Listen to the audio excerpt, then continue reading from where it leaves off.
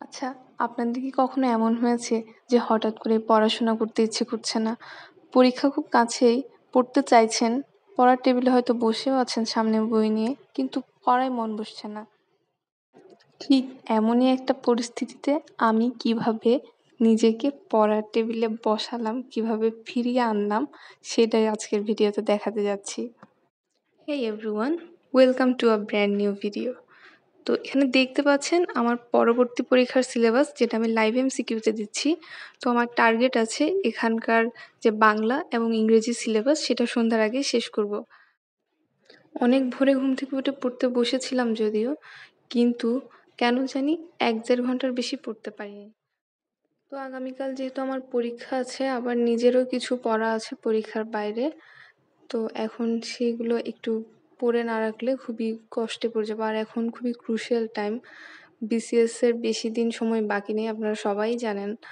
তো এই মুহূর্তে এভাবে একটা দিন নষ্ট করা, আমি আসলে খুব গিল্টি ফিল করছিলাম যখন দুপুরে ঘুমাতে গিয়েছিলাম আরকি। এবার আমার মন খারাপের কথাটা একটু বলি। আমি সকালবেলা উঠেছি পড়াশোনা করব বলে। এখন পড়াশোনা করতে এসেছি, সবকিছু ঠিকঠাক মতো চলছিল। হঠাৎ করে পড়াশোনার ফোকাসটা হারিয়ে ফেললাম। অনেক চেষ্টা করছিলাম। মানে পড়াশোনা কিছুই হচ্ছে না বুঝেও আমি অনেকক্ষণ পর্যন্ত টেবিলে বসেছিলাম, আটকে রাখার চেষ্টা করছিলাম নিজেকে। গতদিনও সেম কাজই হয়েছে আমার সাথে। মানে আমি একেবারে উল্টো টাইমে, মানে গতকাল সকাল থেকে সন্ধ্যার আগ পর্যন্ত ঠিকঠাক মতো পড়েছিলাম। একেবারে ৬ ঘন্টা পড়া আমার হয়েছে ঘড়ি ধরে। তারপর থেকেই আমার সেই যে সন্ধ্যা থেকে রাত পর্যন্ত আমার আর কোনো পড়া হয়নি।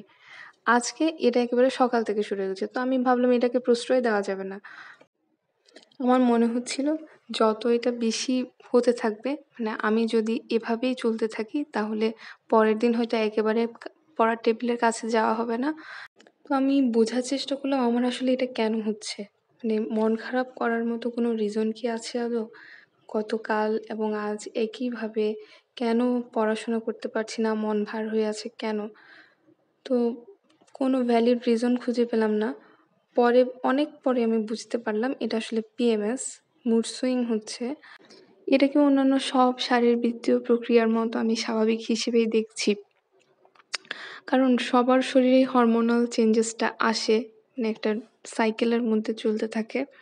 তো এই সময় হরমোনাল চেঞ্জেসের কারণে একেকজনের শরীর একেকভাবে রেসপন্স করে। আমার ক্ষেত্রে এটা হয়। আরও অনেকের হয়তো আমার সাথে মিলবে, আবার কারো মিলবে না, কারো অন্য কিছু আসবে, আ অন্য কোনো ধরনের সমস্যা তৈরি হবে।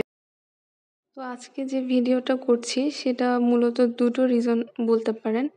প্রথমত আমার নিজেকে চিয়ার আপ করার একটা স্টেপ। আর দ্বিতীয়ত আমি যে পড়তে বসছি নিজেকে পড়ার টেবিলে বসে রাখতে হবে। এই মানে যখন ভিডিওটা অন থাকে, ক্যামেরাটা অন থাকে, তখন আমার নিজের মধ্যে একটা অ্যাকাউন্টেবিলিটি চলে আসে যে আমার ভিডিওটা যারা দেখবে তারা, মানে আমি যদি না পড়ে শুধু ভিডিওটা করে থাকি তাহলে জিনিসটা খুব একটা, মানে আমার পক্ষ থেকে জিনিসটা ট্রান্সপারেন্ট হচ্ছে না।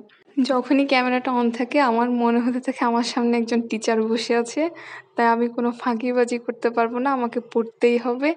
এই জিনিসটা মাথায় চলে আসে আর আমি একেবারে মানে ফুল ফোকাস দিয়ে পড়তে পারি। এই জিনিসটা আসলে অনেক কাজে দিয়েছে আমাকে। আমি পুরো দিনটা যে মাটি করতে যাচ্ছিলাম সেটা আর হয়নি। পুরো টার্গেটটা আমি ফিল আপ হয়তো করতে পারিনি, কিন্তু কিছুটা পড়াশোনা করতে পেরেছি।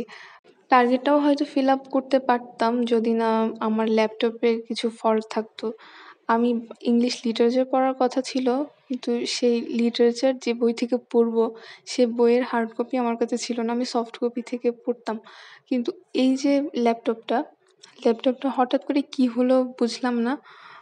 ওই টাইমে আর ওই পিডিএফটা ওপেন হচ্ছিল না। তো ল্যাপটপ যেহেতু ওপেন হচ্ছিল না, আমাকে অনেকক্ষণ সময় এটার পেছনে দিতে হয়েছে।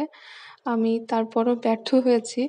সন্ধ্যার পরে এসে আমাকে আবার এই চেষ্টা বাদ দিয়ে আইসিটি পড়া শুরু করতে হয়েছে। আইসিটি পড়েছি, ক্লাস করেছি, নোট নিচ্ছিলাম। করতে দেখলাম আমার মনও ভালো হয়ে গেছে। আমার মন খারাপ দুপুরবেলা পর্যন্ত যে ছিল সেটা আর নেই। তো এই ছিল আজকের ব্লগ। Thank you.